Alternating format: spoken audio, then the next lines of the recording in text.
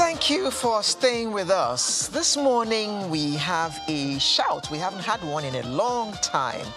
This one is from workers at the BN Ceramics Limited over in Kogi State. Last year, BN Ceramic Industry Nigeria Limited, an Ajaokuta-based ceramics company in Kogi State, raised the alarm over alleged dehumanization and maltreatment of workers in this state by the management of a Chinese firm. Well, some of the staff are here to tell us more about this. It's my pleasure to welcome a lawyer and an advocate for the workers and also a victim of BN Ceramics Nigeria.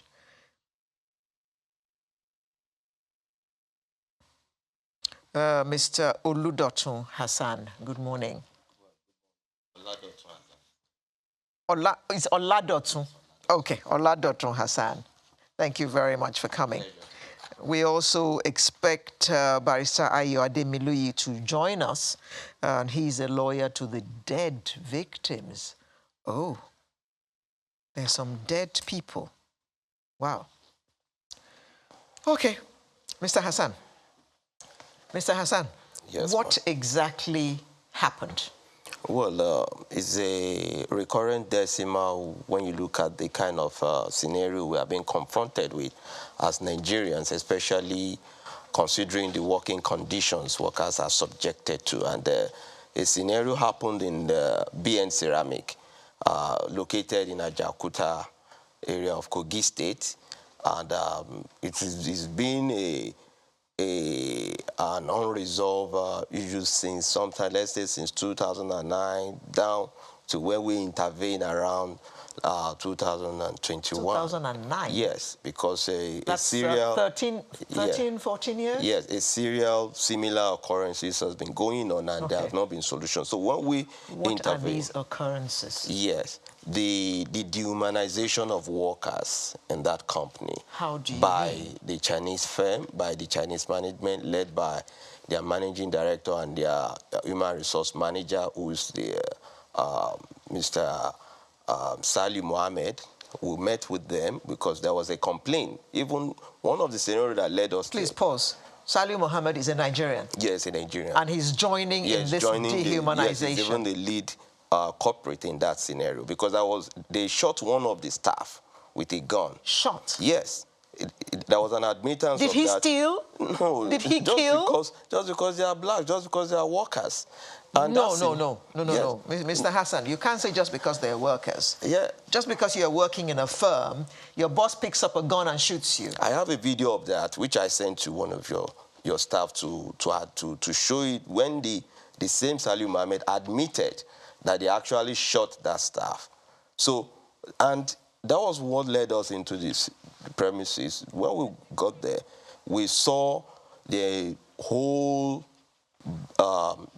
premises whereby workers' limbs were being cut, their fingers, and a lot of For what offenses, please? No, because it's a factory.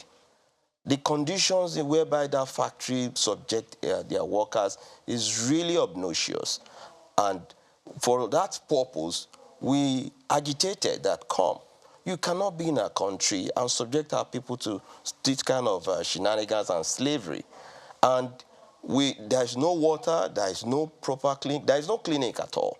We went to look at their records, and we saw a lot of victims' names almost on a weekly basis. Limbs are cut, and immediately you have that injury, you are meant to fend for yourself, to treat yourself. And if you are, by the time you are treating yourself, they sack the workers. So on our Mr. own Hassan, part, yes. Are limbs cut in the course of the work that they do? In the course of working in that factory. The entire, even aside from that, there were scenarios of sexual abuse at the same time. The female staffs are subjected to rape by the same Chinese management, and we were there live. Even channels covered it live when we were there. Your correspondence was there live. So we are not through over-sensationalizing this matter. It's just a reality that is going on in our country. You know, and as a lawyer, we looked at this issue at a particular point in time. During the course of it, we wrote the government of Kogi State, and we met with the chief of staff represented the governor. At that meeting, the management was represented by the same Salih Mohammed. The MD was nowhere to be found. And we were believing that aftermath of that meeting, there will be changes by compensating the injured victims. The dead victims, over 5 in their numbers, were as a result of the negligence of that same company, wherein they admitted. But we now ask, what about the records of compensation? Where is your insurance? How do you employ these staff? So you just employ them on the road and throw them out without any... Mr. Hassan, isn't there a ministry supposed to oversee factories and make sure that they're set up in line with... Yes, there is. We wrote the Honorable Minister for Labour and Employment, and we've been on their petition, and we wrote them a petition, and as at last week, we contacted the link person who called us from the ministry that for over a year, nothing meaningful is done. It's as if lives of Nigeria is meaningless to the government. So, as at date, we are using this medium to call Mr. President himself, because in as much as we want foreign direct investment, in as much as we want productivity and employment of our citizens, it shouldn't be an albatross for them to be subjected to abject slavery in their own land without adequate monitoring by government, because there is a Factory Act which empowers the government to oversee the daily and up-to-date provisions of workers' welfare. And these are areas we are now calling all the necessary government agencies to come in rescue of the people. Unfortunately, while we are confronting these people, we went to the Public Complaint Commission, we went to the National Human Rights, we wrote a lot of series of petitions. But unfortunately, instead of these companies to be remorseful, they go about threatening us that are even fighting, with receiving threat calls, putting our names into the police, even recently. Unfortunately, you'll be surprised that this principal culprit could go to the Legal Practitioner Disciplinary Committee to petition just because we are fighting for our people. Because silencing us will not, no matter the intimidation, we told them that no matter the intimidation, we have confronted, I've had history of confronting this kind of injustice maybe in Lagos. We have the Olunkola demolition. Even recently, there's a demolition going on in Ikota. It's one of my cases that I'm handling. There is a demolition in Ikorodu ongoing. A lot of shenanigans that, if you are opportune to see the high-level criminality going on in the system, it behoves us to now see how killings is just rampant in the here, whereby citizens can... Mr. Hassan, it says here that you are also a victim of BN Ceramics. No. A point of correction. I'm one of the lawyers. You are lawyers to the victims. To the victims of BN Ceramic. You are not a victim yourself. No. But we are equally now a victim of circumstance, because this same set of people now are now after us. Okay. My producer tells me that they got in touch with the Ministry of Labour. Yes. And the director they liaised with said that he had gone through your case and he had advised the minister, which means that very soon you may be hearing from the minister. We hope so. Yes. So it's strange that people are injured in the course of doing their daily jobs. Definitely. And the company does not have any clinic to take care of them. Yes. Does not pay their hospital bills. At all. In this country? In this country. That's very strange. It's a reality that we just have to face. Happening in this country, and the government of Kogi State is aware of this. Definitely the government. Have they said anything so far? Well, well, kudos to the chief of staff to the Kogi State government. It's also a youth, because during the course of our meeting, he was actually, he reacted more by asking for, demanding for justice for those victim workers. But at the same time, we expected more from a state government than just just admonishing them to go and have it. But there is a punitive measures. These people should be culpable for the death of the workers. At least this is a scenario of injustice whereby we demanded that come. It is not just because of your state investment that is business that is affected now. The workforce, all what we demanded from this company, none have been met. And if we call the government into that, ever since when they adjourned the meeting, I think since last year, we are yet to get a call from the governor. And we believe that for the fact that the company is still in the same habit, we met with, we called the victims that are being affected. How are you guys feeling? Have they called you for the ones who have lost limbs? Yes, we have their pictures. Very you said about pictures. 5 of them have died. Yes. How did they die?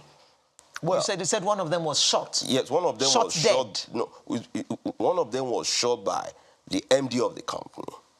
And they admitted that, oh, they've treated the person. No, we asked the person, where is the... No, Mr. Hassan, please slow down. Yes. He was shot for what reason? He was shot because he's a worker in that same Chinese company. No, he can't just be shot because he's a worker. It's quite unfortunate that human life to these people means nothing. I've just explained to you. Did he steal? Did he attack any of them? He committed you mean no unprovoked? offense, just unprovoked, just because he works there and they're at will. And the name of the man is Mr. Oloye. And the record is there. He admitted, the human resource manager admitted during the course of our visit that it was unintentional, that he just shot at him, unintentional. But was this reported to the police? Yes. According to the human resource manager that they reported, and they've compensated the person off. As if human lives doesn't mean anything. Where's the prosecution of that person? They compensated the person. So he did not die from the shooting. He was injured. Yeah, actually, we were informed that the same man was never compensated. And for the fact that they just want to cover up, there are a lot of issues that are surrounding all these shenanigans. Because to us, we just noticed that it seems that it's a hand of government aiding them behind, allowing them to be unfettered in this their wickedness. So to the government, it's a clear call to Mr. President to go deeply into that case. Check the record file in their hospital, in their health center there. They had a clinic records. Check the clinic records. You'll see the amount of injured victims daily. But you said that they had no clinic. No, we mentioned that the facility in that place is not enough to be called a clinic at all, because it's just one small nuclear shops that they just have in there. No medicine, nothing. All they do there is just to take record of injured victims, and that is the end. Okay. We've since been joined by Mr. Hamza B Lawal. Good morning, Mr. Hamza. Good morning. Thank you for having me. Yes, Mr. Hamza.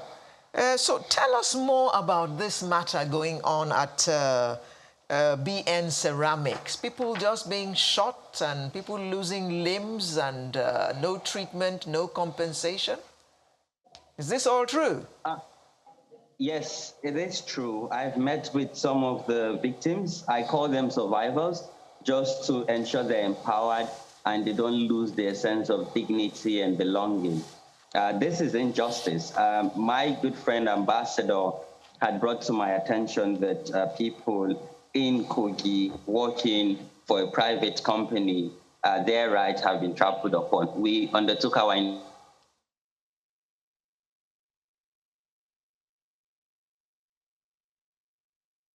Oh dear. Well, Hamza Lawal, we're hoping to get him back. Now, you say that what they call a clinic is not even deserving of the name. No. It's a death center, not a health center. About how many staff work for BN Ceramics? Well, we have at least not less than 200 staffs are there, daily workers. And no less than? No less than 200. 200 staff. Okay, 200. Mr. Hamza Lawal, you were saying? Yes, I was saying that We reported this case to the National Complaints Commission. An investigative panel was set up. We had public hearings, but the Kogi state government came in and tried to mediate this crisis. So they brought BM Ceramic, they brought civil society, they brought the media and brought legal practitioners. We had an extensive meeting at the governor's lodge there in Asokoro. And in this meeting, it was clear that, violations have been made, human rights violations have been made, labor laws have, been breached. And from that conversation, there was some sort of agreement. And I think it's important to commend His Excellency Governor Yaya Bello, through his chief of staff, sent that high-level representative to mediate between the aggrieved party, the company, and provide solace, and also listening to civil society and thought leaders. And I think it's also important to note that this company actually sued some civil society organization to try to get the judiciary to back them up. And it's really sad and unfortunate. That is the situation. Today we have people who are breadwinners of their family, who cannot, do their 9-to-5 job and fed for their families. And all we're saying as civil society leaders is, can you ensure justice? Provide them with compensation. Ensure that at least they can live a dignified life. Their children can actually access quality and timely education. They can pay for their health care needs and survive with the little compensation they have. We thought that, we can actually undertake the judiciary process and we can all go to court. But this is about life. This is about survival. And so for me, again, it shows that there's a gap, that our regulators are not even watching over people you've given licenses, people that have been registered under the Nigerian law, people that have licenses to mine, people who have employed Nigeria's vast labor. There's lack of oversight and regulation. That is why we're having this injustice, and the rights of people who are meant to be dignified and protected are being trampled upon. I think we should hold our government to account.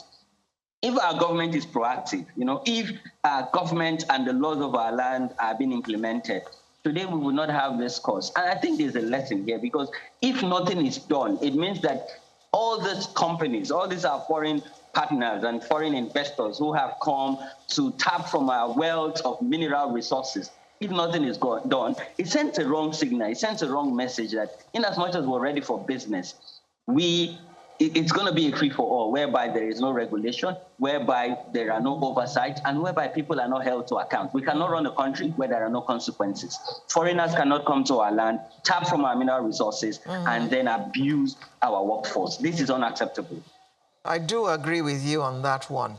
But Mr. Lawal, we were told that there is a little place there that is used as a clinic, which is not even worthy to be called the name. Have you been to the factory site yourself?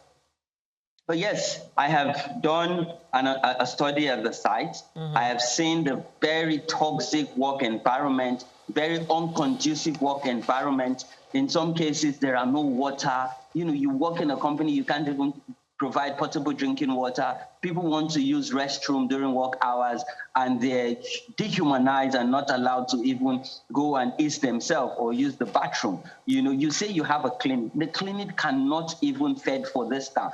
You're a company that is using our resources to extract tiles. Someone cut their limb or their finger. The clinic can only provide first aid. These people are supposed to be catered for at a general hospital or even a specialist hospital, some of which are even supposed to be taken abroad and given proper health care. Losing a part of your body, that we know this, it would also affect their mental health. So again, we're saying that as much as you're doing businesses in Nigeria, it is important that the labor laws are adhered to. It is also important that our regulators are ensuring proper oversight.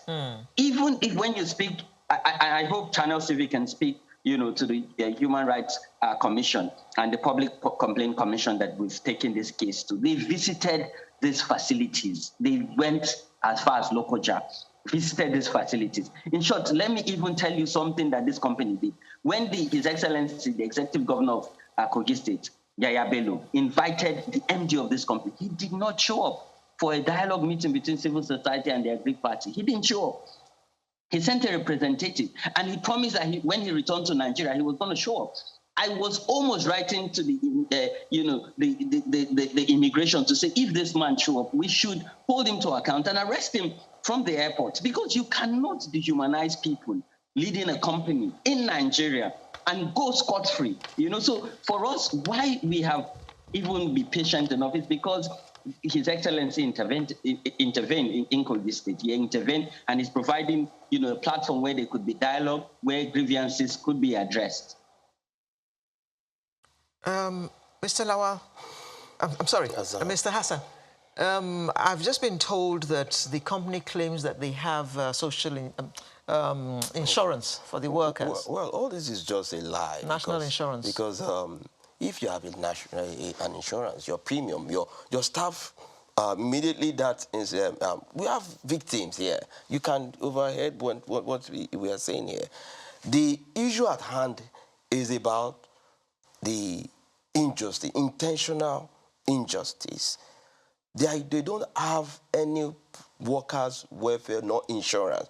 Whatever they are claiming is just a ruse, just a small screen to distract.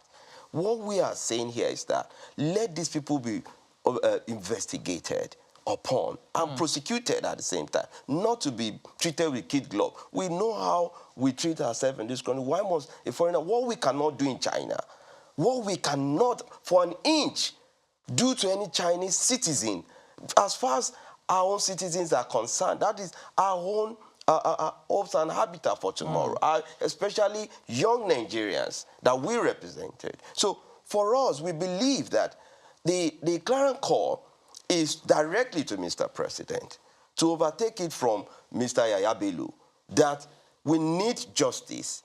These people must be brought to account. The MD, the human resource officer, the health and safety officer, whatever, even the clinics and all that. So for us, and the lies that these people are going about, I just mentioned now that even after a month of our meeting with the Kogi State government, these people are most deceitful. They threaten one of our victims to forcefully, under duress, to sign that he's no longer going to sue them, that the demand of his 50 million naira should be withdrawn from. And he did. And he did. We have records of that. So for us, we just believe that this height of injustice is more of insecurity than progress. This is not just, it should serve as a deterrent, because there are all other companies, Lebanese, that they take an undue advantage of our own checkered state, because we are more in a pariah state whereby our government don't pay due attention. Even to our own citizens, we know what we are suffering as far as insecurity is concerned. So we just want to, the IGP to also intervene. Then why they are intervening? Because this must also be brought to the notice of the world, that these corporates have that temerity to go to court to assert their injustice, to be sealed by the law court, and they're still going about to petitioning about, all in the bid to undermine, lying everywhere, claiming extortion, claiming that, oh, they cannot fight, that they paid compensation. We have the record, we have the victims, the women that are being raped in that same company overnight. Any female staff that is to work overnight, they pay with their body, and the distance from the town into where we are talking. If not that we went there with security when we were going, well, we don't know maybe what will be our own fate today, because for them to have been fighting us brutally for exposing them, we are only informing that we are not going to relent until justice is manifestly seen to be done. Okay, Mr. Hamza Lawal. This will be my last question. You mentioned earlier that the governor called for a meeting and the MD of the company did not show up and nothing happened. Has he finally arrived in Nigeria now?